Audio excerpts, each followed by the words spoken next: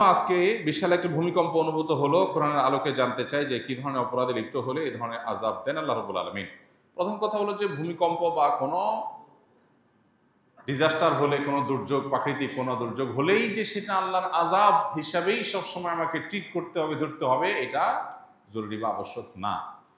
আমাদের বেশিরভাগ মানুষেরই চিন্তাধারা হলো যে কোনো অসুবিধা আসলেই সেটাকে আল্লাহর আযাব হিসেবে আমরা চূড়ান্তভাবে নিরূপণ করি। কোনটা আল্লাহর আযাব, কোনটা আল্লাহর আযাব না, এটা নবী রাসূলরা থাকলে তারা নিরূপণ করতে পারে। যে কোনো বিপদ আপদ, যে কোনো মুসিবত আল্লাহর পক্ষ থেকে পরীক্ষা হতে পারে, আবার আযাব হতেও পারে। এখন কোনটা আযাব, কোনটা আল্লাহর পক্ষ থেকে পরীক্ষা, কোনটা আল্লাহ কি জন্য করেছেন সেটা তো আমি জানি না। আমি কিভাবে নিরূপণ করব?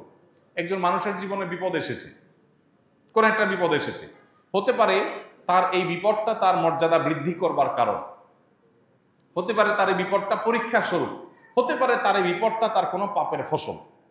কিন্তু আমি বলে দিতে পারি না চূড়ান্তভাবে যে এটা পাপের ফসল অবশ্যই। এই জিনিসটা আমাদের মাথায় রাখতে হবে।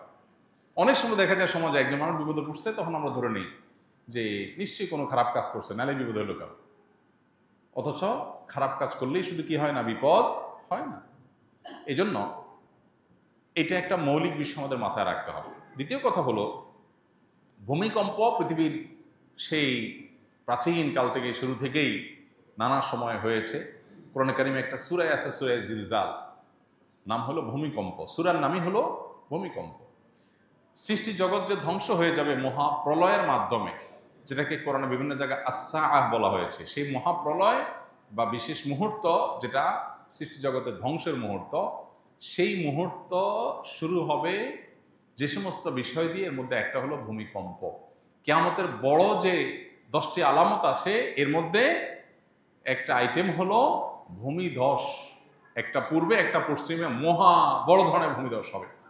আবু হুরায়রা তখন একটা রেওয়ায়ত আছে, যে রেওয়ায়ত থেকে বোঝা যায় কিয়ামতের আগে এমন ভূমিকম্প হবে যে পৃথিবীতে মানুষের থাকার মাথাগত আবার কোনো জায়গা, কোনো ঘর খুঁজে পাবে না মানুষ, সব পড়ে শেষ হবে, অর্থাৎ সিস্টেম ভেঙে পড়বে।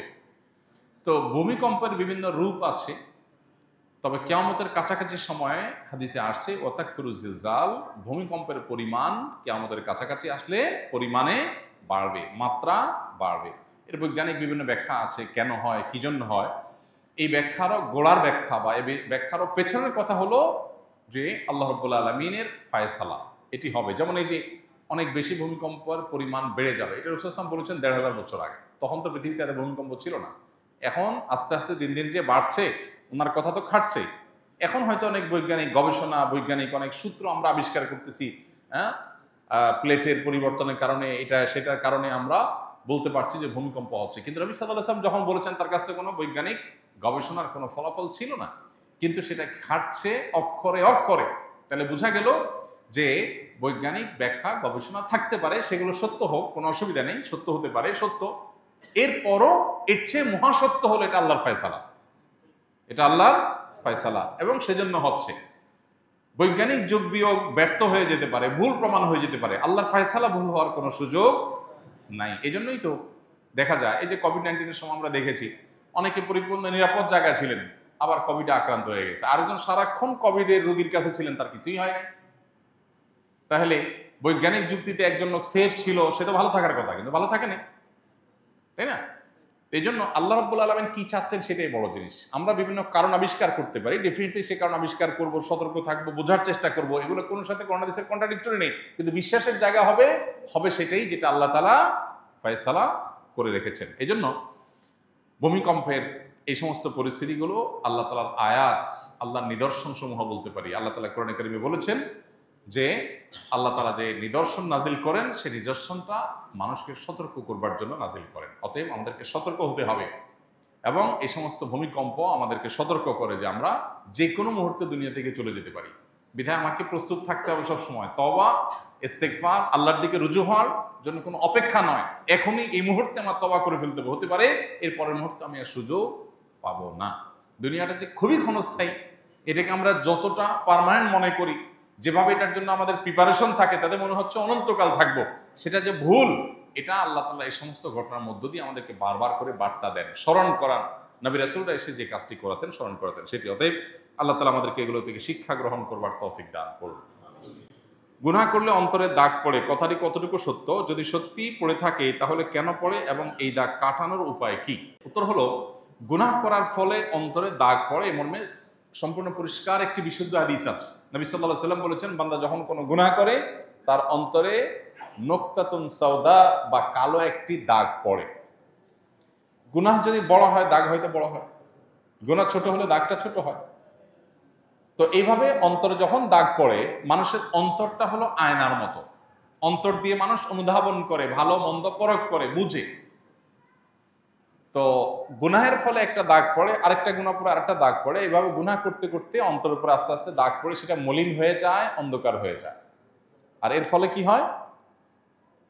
এই অন্তরে আর ভালো কিছু নিরূপণ করার শক্তি থাকে না। এই জন্য দেখবেন যারা পাপাচার করতে করতে করতে সব রকমের পাপ করে, নামাজ পড়ে না, গুনাহ করে, গান বাদ্য মাদক হারাম সব কিছুতে ডুবে থাকে, এই মানুষগুলো দেখবেন খুব সহজে সঠিক পথে ব্যাক করে না এবং তারা ভালো মন্দ বুঝতে পারে না। কারণ ওই যে একটা স্বচ্ছ আয়না, আমরা যখন চেহারা দেখি, চেহারার ভালো মন্দ দিকগুলো আয়না দেখা যায়, তখন আমরা ঠিক করি, ওইটা সংশোধন করি।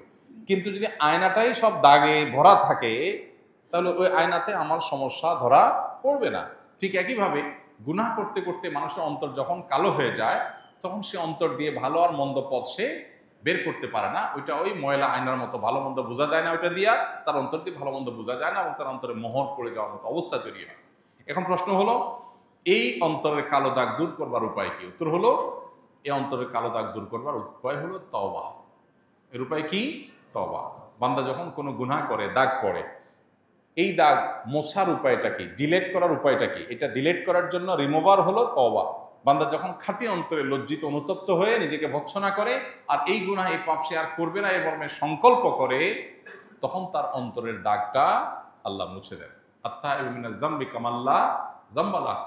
গুনাহ করার পর যখন তওবা করে মানুষ ফিরে আসে, তখন যে গুনাহ হওয়ার কারণে যে সমস্যা হয়েছে সেটা একদম মুছে সাফ হয়ে যায়, কেমন যেন সে গুনাহই করেনি।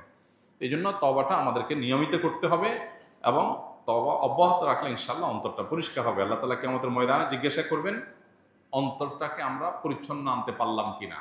ইয়াউমা লা ইয়ানফাউ মালুন ওয়ালা বানুন ইল্লা মান আতাল্লাহা বিকলবিন সালিম। আল্লাহর কাছে যে একটা ফ্রেশ অন্তর নিয়ে যেতে পারবে, সে কিয়ামতের দিন মুক্তি পাবে, আর না হলে মুক্তি পাবে না। এই জন্য অন্তরকে ফ্রেশ করার জন্য গুনাহ হলে সাথে সাথে তওবার রিমুভার দিয়ে মুছে ফেলতে হবে। অনবরত তওবা করে নতুন সংকল্প করে পরিবর্তিত হতে হবে। এই যে ভূমিকম্প গেল, একটা অ্যালার্মিং একটা বিষয়, একটা বার্তা।